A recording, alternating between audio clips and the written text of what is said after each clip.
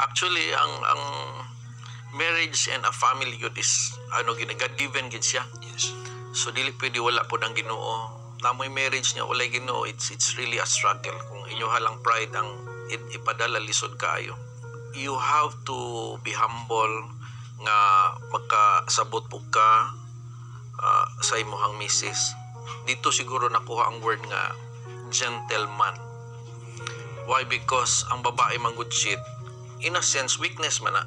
Yes. Ang weakness sa babae is na sila emotional changes every month. Pero ikaw kay gentleman ka, imo nang sabton. So that's why it's a perfect match gyud. Right. So diha pa lang magsugod na ang ato ang good relationship. Pero ang pinaka-foundation gyud diha, from the very start of your relationship, maski pag mag-uyab pa lang mo, ihatag na sa Ginoo.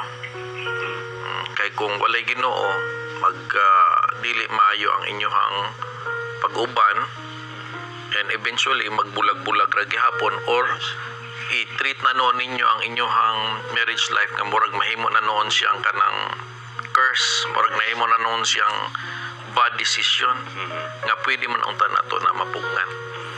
Then siyempre sa mga kids, always practice the golden rule: make your home a happy home.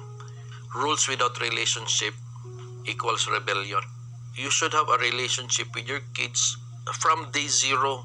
Parenting is not that easy. It takes years of foundation para makahimo kag rules. Yes. Kay kung wa kay foundation, rules lang imong ihatag, magbangi mo.